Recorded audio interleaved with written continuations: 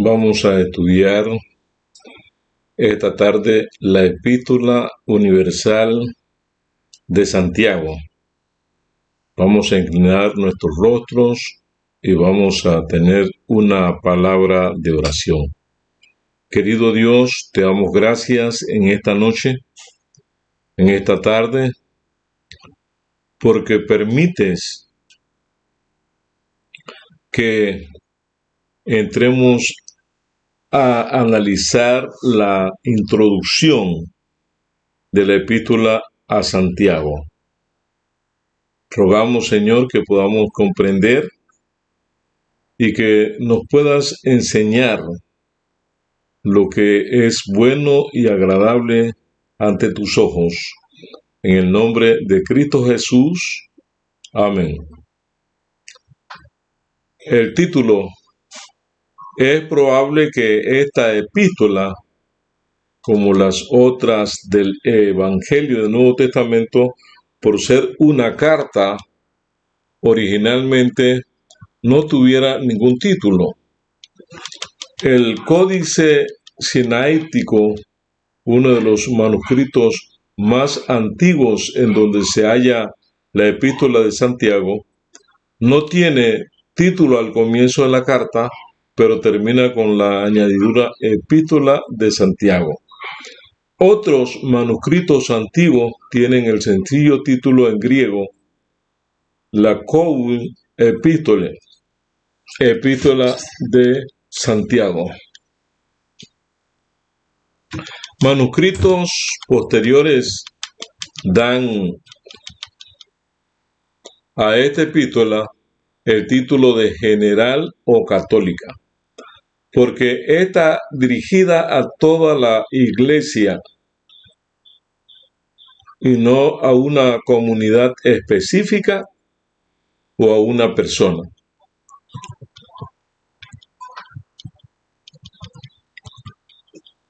Eusebio se refiere a la epístola de Santiago como a la primera de las 7 epístolas llamadas católicas, en el sentido de generales o universales. Eran llamadas así porque estaban dirigidas a la iglesia en general.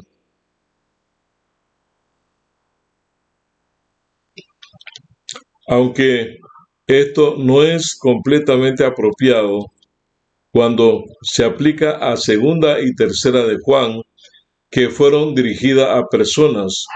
Las 7 epístolas desde Santiago hasta Judas estaban colocadas juntas después de Hechos en todos los primeros manuscritos, precediendo a las epístolas de Pablo. El orden de las epístolas generales, como aparece en la Biblia moderna, es el que generalmente se encuentran en los manuscritos principales. El autor: en la epístola de Santiago no hay suficientes evidencias para identificar en forma definitiva a su autor. En el Nuevo Testamento hay muchas referencias a hombres llamados Jacobo o Santiago. Este nombre era muy común entre los judíos, porque representa el equivalente griego o del hebreo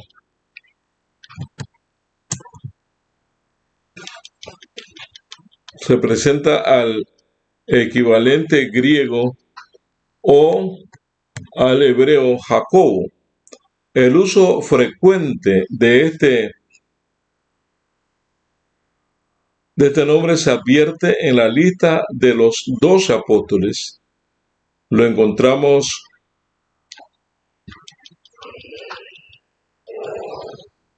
en Mateo 10, 2 al 3, en Marcos 3, 16, 19 y Lucas 6, 14 al 16. Uno de los apóstoles era Jacobo, el hijo de Zebedeo y hermano de Juan, y un segundo Jacobo era el hijo de Alfeo. Otro personaje bíblico llamado Jacobo era el padre de uno de los 12, que es identificado como Judas de Jacobo.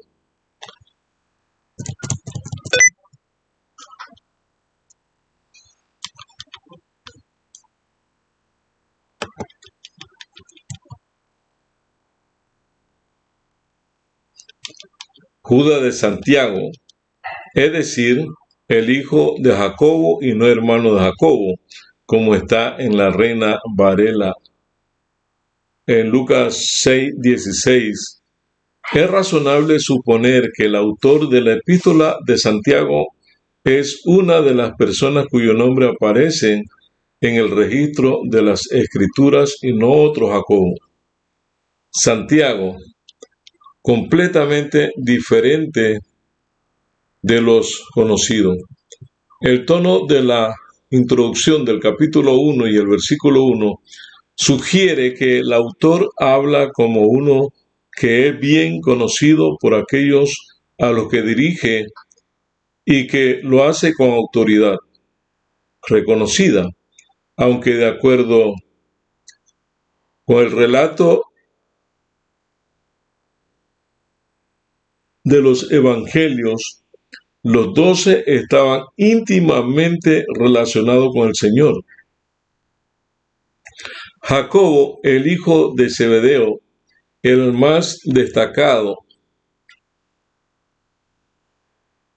de los apóstoles, o de los 2 apóstoles de ese nombre. Sin embargo, muy pocos autores le han atribuido la epístola a él, y aún esta posibilidad parece quedar eliminada por su muerte temprana en el año 44 después de Cristo, y por el hecho adicional de que la introducción del capítulo 1 y el versículo 1 aparece indicar que había un solo Santiago Jacobo prominente en la iglesia en el tiempo cuando se escribió la epístola y no 2 o más. El segundo apóstol llamado Jacobo, Santiago, era hijo de Alfeo, quien es claramente identificado 4 veces mediante el nombre de su padre. En Mateo 10:3, Marcos 3:18, en Lucas 6:15 y Hechos 1:13. Se ha debatido mucho si este Jacobo es también Jacobo el menor, que aparece en Marcos 15:40. Sí, así es. Si así fuera su padre, se llamaba Alfeo y su madre María, y tenía un hermano llamado José. Mateo 27:56, Marcos 15:47, Lucas 24:10. Pero en otro lugar, esta María es llamada la mujer de Cleofas. Juan 19:25.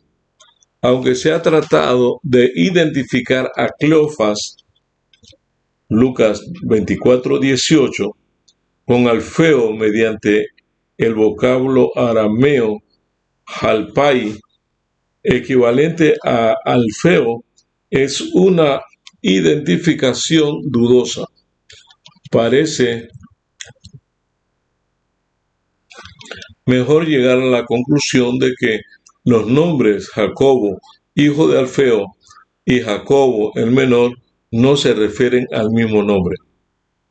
Además de estas personas llamados Jacobo, los autores de los evangelios se refieren a otro Jacobo, el primero que se nombra y por lo tanto probablemente el mayor de los 4 hermanos de Jesús en Mateo 13:55 y Marcos 6:3 como Jacobo el menor.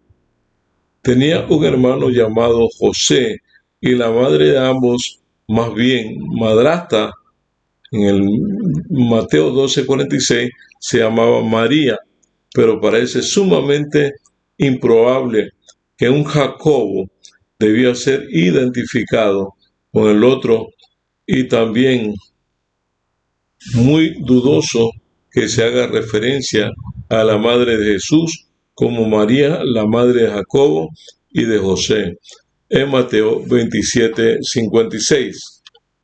Jacobo, el hermano de Jesús, aparece con seguridad solo en Gálatas 1:19. Pablo afirma que en su primera visita a Jerusalén, Jesús, después de su conversión de todos los apóstoles, solo vio a Cefas, que quiere decir Pedro, y a Jacobo, el hermano del Señor. Sin embargo, en otros pasajes del Nuevo Testamento se hace mención a un dirigente de la iglesia llamado Jacobo, cuyo nombre no estaba acompañado por ninguna otra identificación. Se destaca por primera vez en los hechos después de la muerte de Jacobo, el hijo de Zebedeo. Después de esto, es evidente que solo había un dirigente de suficiente capacidad para ser conocido como Jacobo. Sin embargo, sin ninguna otra identificación. Referencias subsiguientes a este Jacobo lo caracterizan como una figura destacada. Cuando Pedro fue librado de la prisión de Herodes, pidió que se informara de su liberación a Jacobo. Hechos 12:17.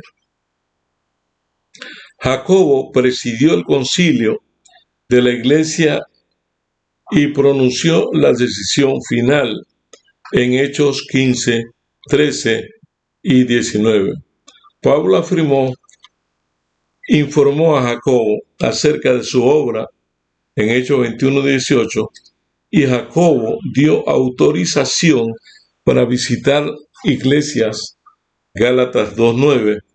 Este también podría ser el Jacobo a quien se le apareció Cristo de un modo especial después de su resurrección. 1 Corintios 15:17. Quizá para darle instrucciones particulares acerca de sus futuras responsabilidades.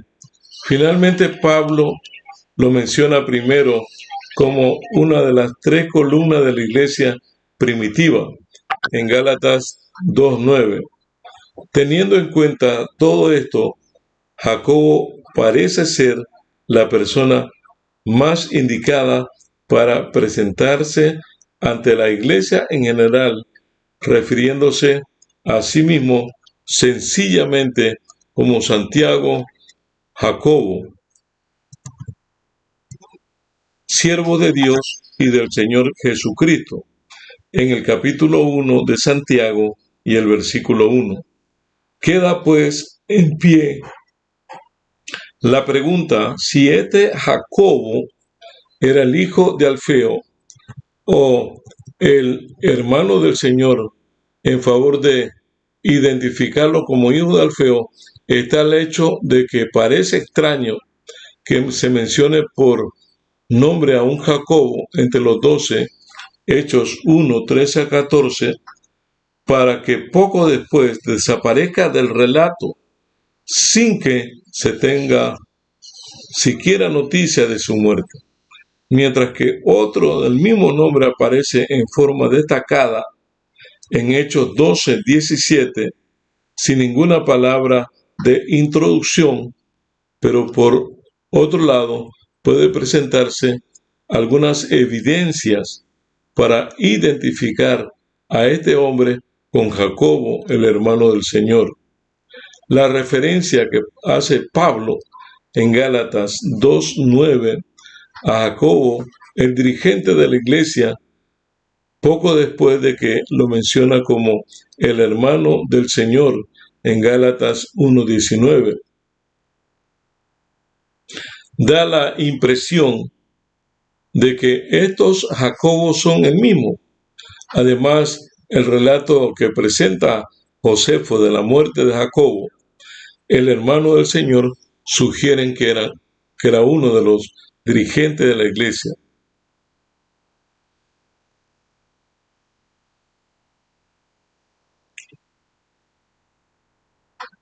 La tradición, por lo menos desde el siglo II, identifica a Jacobo, el dirigente de la iglesia de Jerusalén,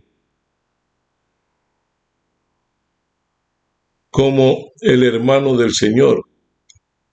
Egésipo, citado por Eusebio, los escritores cristianos más antiguos presentan a un laberinto de discrepancia, contradicciones y conclusiones personales acerca del autor de este epístola.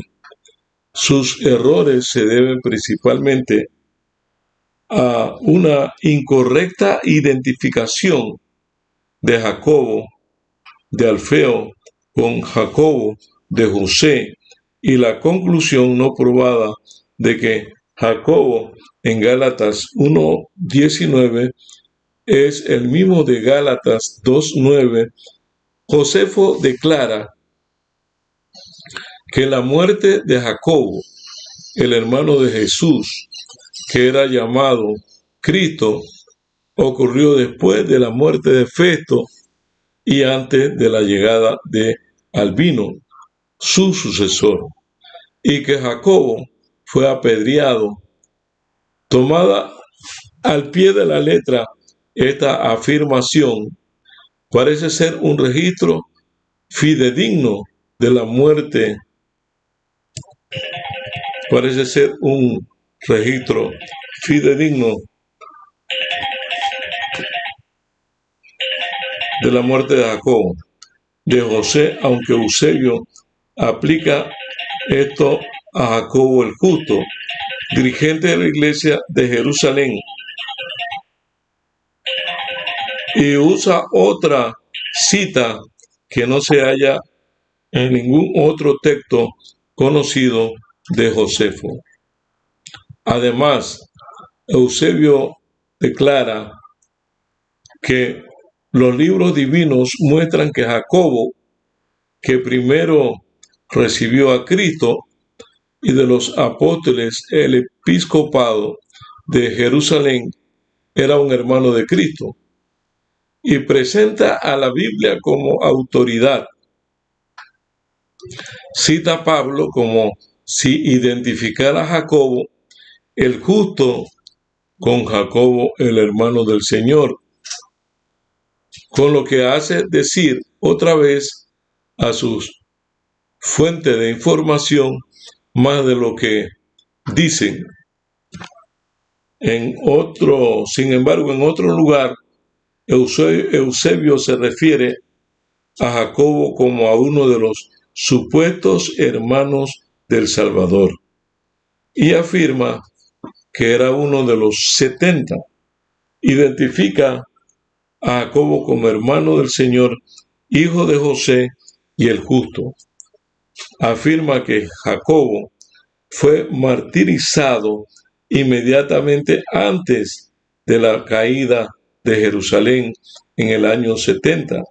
Y dice que Simón, hijo de Cleopas, y según algunos primo del Salvador, fue su sucesor en el trono de la diócesis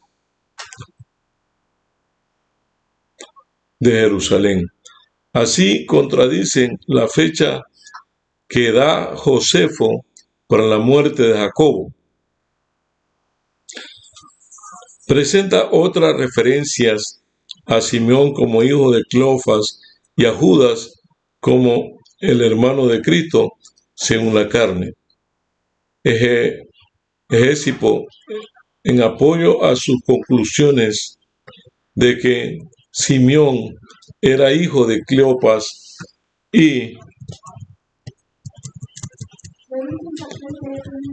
que Cleopas era tío del Señor, otra vez cita a Egésipo como que si hubiera afirmado que Simeón era primo de Jacobo. Cita el famoso relato de Egesipo en cuanto a la vida y la muerte de Jacobo, aunque por el contexto fácilmente se ve que esa narración es mutilada y sumamente exagerada. Eusebio cita a Clemente en apoyo a su teoría de que hubo dos de nombre Jacobo, uno el justo, muerto a golpes con un palo de batanero, el otro decapitado. Identifica al primero como hermano del Señor, aunque Clemente no lo dice. En el pasaje cita a Clemente como que hubiera dicho: después de la ascensión del Salvador, Pedro, Santiago, Jacobo, Zebedeo y Juan no por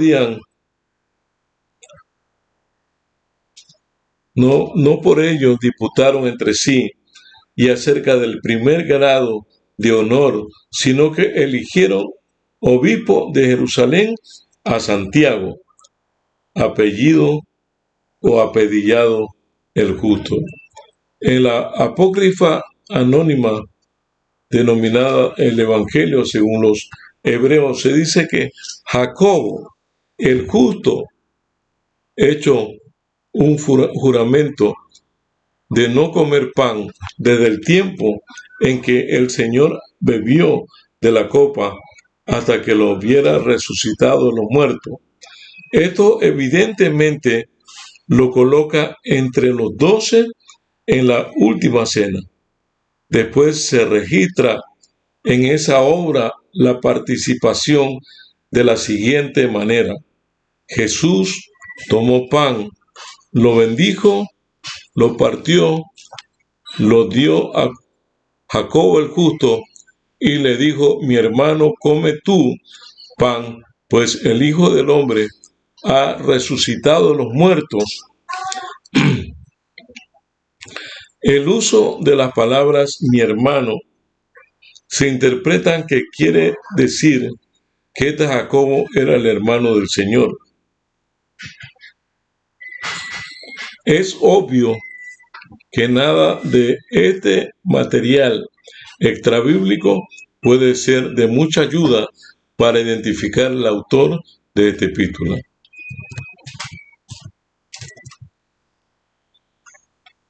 Como el hermano del Señor, es el hecho de que el lenguaje y el estilo de la carta indican que su autor era un hombre de ciertos conocimientos en composición literaria griega. No solo posee un rico vocabulario, sino que su estilo sigue a propósito la forma literaria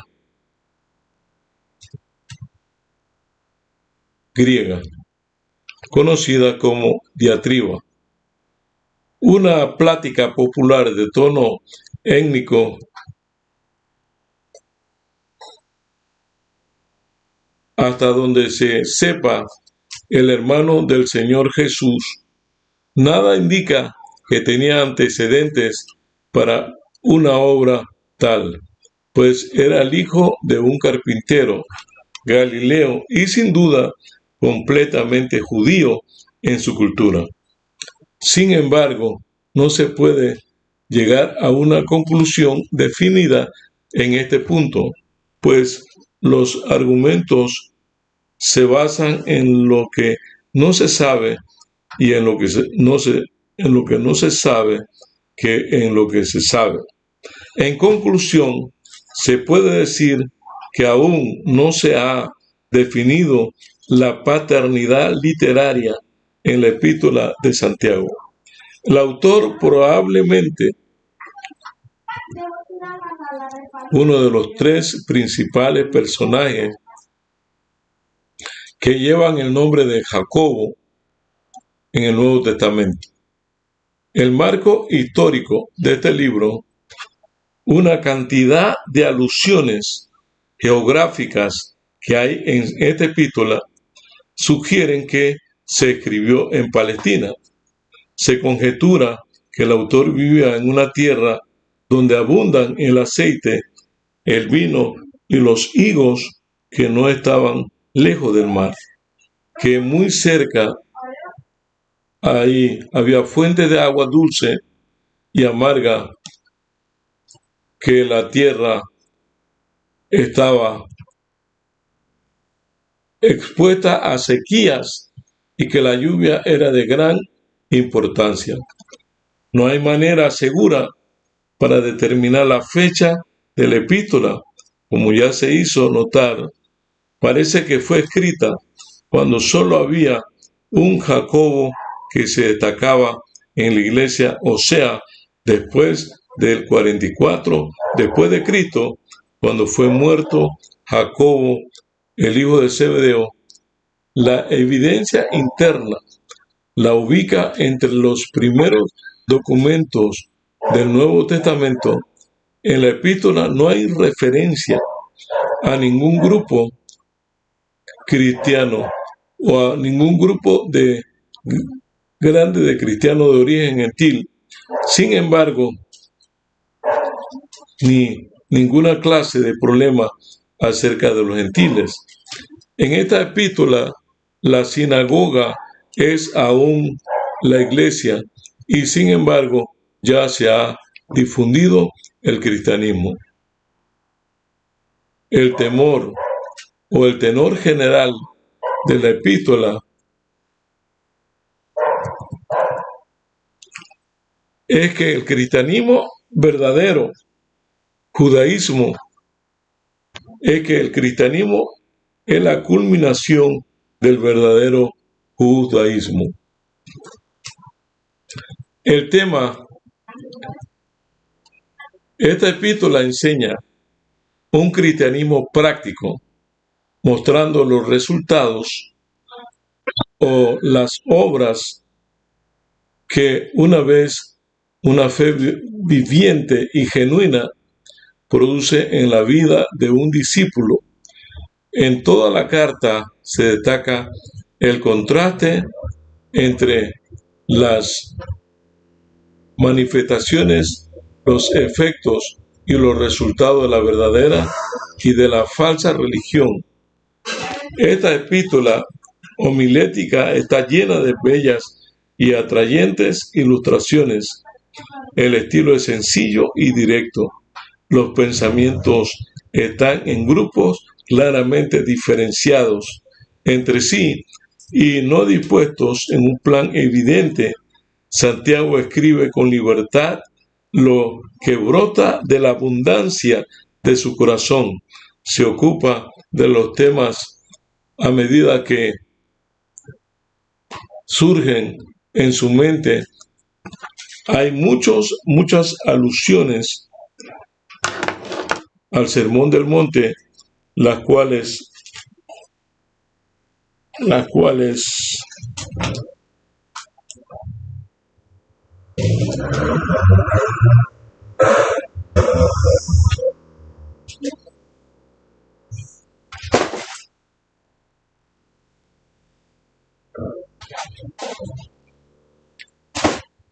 son mencionadas por el Señor Jesús en Mateo.